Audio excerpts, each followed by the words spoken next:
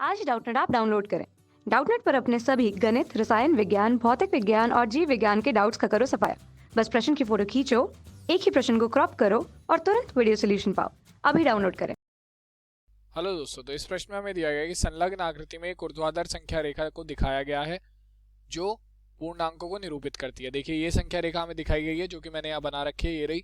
ठीक है, तो इस रेखा को देखिए और निम्नलिखित बिंदुओं के स्थान ज्ञात कीजिए। मतलब हमें कुछ नीचे बिंदु दिए गए हैं जो कि मुझे संख्या रेखा पर दर्शाने और इनके स्थान ज्ञात करने हैं। तो पहला हमें क्या दिया गया है, मैं एक एक करके पढ़ता जाऊंगा और उसे यहाँ दर्शाता जाऊंगा। तो पहला हमें दिया गया है कि यदि बिंदु डी पूर्णांक +8 है तो -8 वाला बिंदु कौन सा है। ठीक है, देखते हैं। तो हमें क्या कहा गया है, हमें कहा गया है कि बिंदु डी जो है, ये वाला बिंदु, यानी कि यहाँ पर ये जो है ये +8 पूर्णांक है। तो हमें बताना है कि कौन सा पूर्णांक -8 पे होगा, कौन सा बिंदु -8 पे होगा। तो अगर ये +8 है तो ये होगा +7, फिर ये +6, फिर ये +5, +4, +3, +2, +1, फिर 0 आ गया।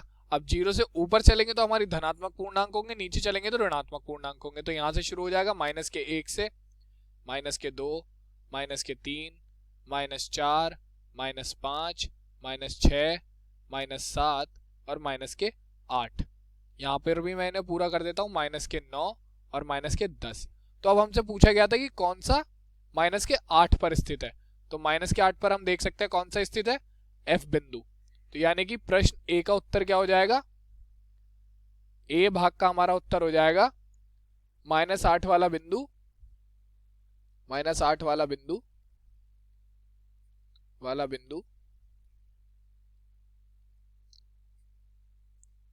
F है। ठीक है, तो ये हमारे पहले प्रश्न का उत्तर हो गया।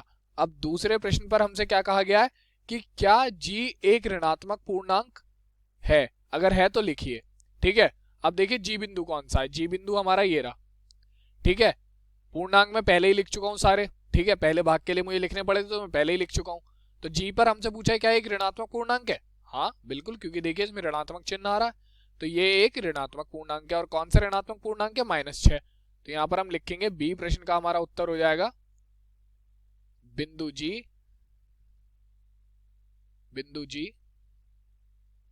एक ऋणात्मक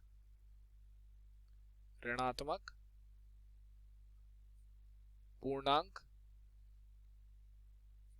है। और जिसका मान क्या है, जिसका मान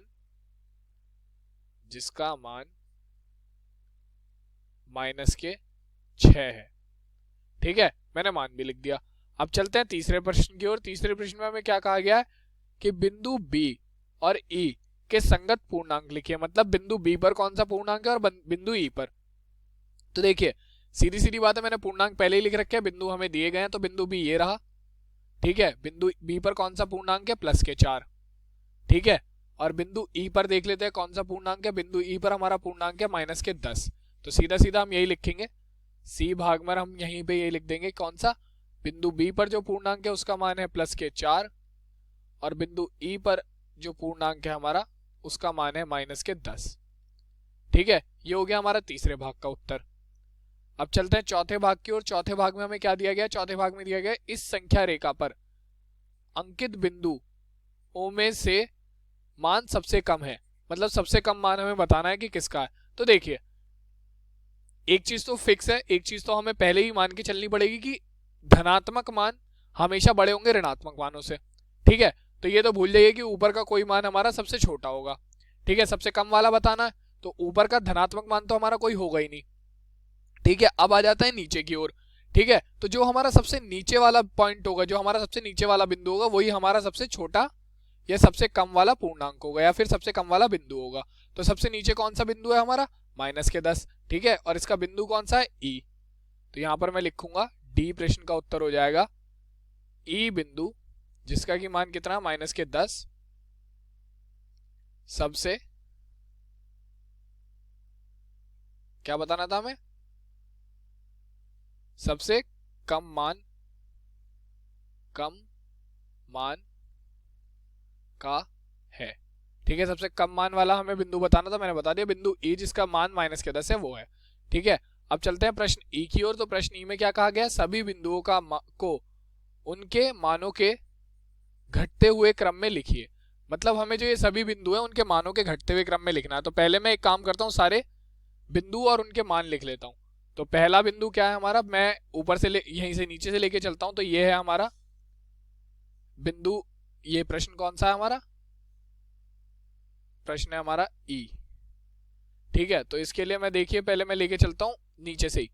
तो ये है हमारा ई माइनस के 10, एफ माइनस के 8, जी माइनस के 6, उसके बाद क्या है एच माइनस के 2। ठीक है, ए 2 बी 4 और डी 8, ए 2 बी 4 और डी 8। ठीक है, तो हमारे पास ये 7 बिंदु है, 1 2 3 4 5 6 7 8।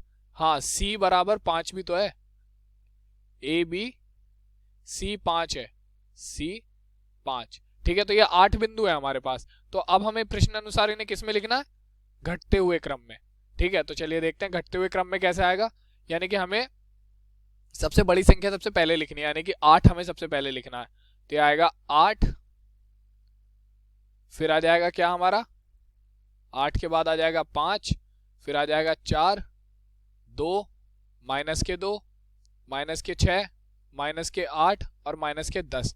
तो इनका क्रम क्या हो जाएगा, क्रम हमारा बिंदुओं का क्रम हो जाएगा D C B A H G F ई।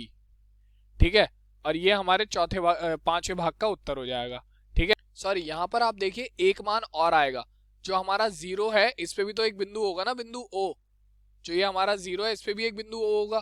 तो यहां पर एक मान और आएगा, अगर मैं देखूं तो h के बाद हमारा पहले आएगा o बिंदु, जिसके निर्देशांक होंगे मतलब जिसका मान होगा 0। ठीक है, तो अगर मैं इसे घटते हुए क्रम में लगाऊंगा तो 8 आएगा, 5 आएगा, 4 आएगा, 2 आएगा, उसके बाद 0 भी आएगा। ठीक है, तो हमारे जो प्रश्न का उत्तर हो जाएगा वो ये नहीं होगा, प्रश्न का उत्तर हमारा होगा क्या, डी सी बी ए, उसके बाद ओ, फिर एच जी एफ ई। तो ये हमारे प्रश्न का उत्तर हो जाएगा। धन्यवाद। कक्षा 6वीं से 12वीं से लेकर नीट IIT JEE वो एडवांस के लेवल तक 1 करोड़ से ज्यादा छात्रों का भरोसा। आज ही डाउनलोड करें डाउटनेट ऐप या व्हाट्सएप करें अपने सारे डाउट्स 8400 400 400 पर।